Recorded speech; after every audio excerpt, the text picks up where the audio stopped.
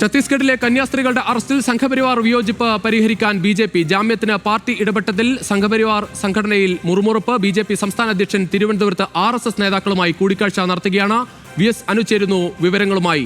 VS. Anu, ഒരുപാട് കാലങ്ങളായി ഈ ക്രിസ്ത്യൻ സഭാ നേതാക്കളുമായൊക്കെ ബി.ജെ.പി. ഉണ്ടാക്കിയ ഒരു ബന്ധത്തിന് വലിയ വിള്ളൽ ഉണ്ടാകും എന്ന ഘട്ടത്തിലാണ് ബി.ജെ.പി. സംസ്ഥാന അധ്യക്ഷൻ നേരിട്ടിറങ്ങിയ പ്രശ്നത്തിന് പരിഹരിക്കാൻ ഇറങ്ങിയത്. പക്ഷേ അത് പരിവാർ സംഘടനകൾക്കിടയിൽ വലിയ പ്രശ്നമായിരിക്കുകയാണ്. എന്തായാലും ചർച്ച ഏത് രീതിയിലാണ് പുരോഗമിക്കുന്നത്?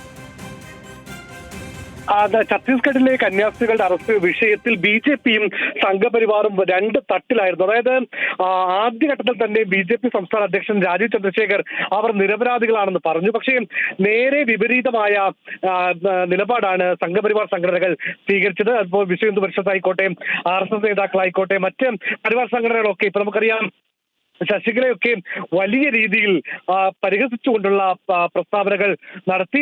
ആർ വി ബാബു അടക്കമുള്ള നേതാക്കളൊക്കെ ബി.ജെ.പിയുടെ നിലപാടിനെയും അങ്ങേയറ്റം പരിഹസിക്കുകയും എതിർക്കുകയും ചെയ്യുന്ന നിലപാടാണ് സ്വീകരിച്ചത്. ഏതായാലും അതിനുശേഷമാണ് ഇപ്പോൾ ഈ പരിവാർ സംഘടനാ നേതാക്കളുമായിട്ടുള്ള ബി.ജെ.പി. അധ്യക്ഷൻ രാജീവ് ചന്ദ്രശേഖരന്റെ കൂടിക്കാഴ്ചകൾ. ഇന്നലെ പി.എച്ച്.പി. നേതാക്കളെ അദ്ദേഹം നേരിൽ കണ്ട് കാര്യങ്ങൾ വിശദീകരിച്ചിരുന്നു. അതിനുശേഷം ഇന്നിപ്പോൾ തിരുവനന്തപുരത്ത് ആർ.എസ്.എസിന്റെ പ്രധാന പ്രചാരകന്മാരെയൊക്കെ നേരിൽ കണ്ട് അവരോട് ഈ കാര്യങ്ങൾ വിശദീകരിക്കുകയാണ്. അതായത് ഈ പരിവാറിനുള്ള സംഘടനകൾക്കുള്ള ഒരു എതിർപ്പ്, വിയോജിപ്പ് അത് പറഞ്ഞ് പരിഹരിക്കലാണ് രാജീവ് ചന്ദ്രശേഖർ ലക്ഷ്യമിടുന്നത്. ശരി അനു.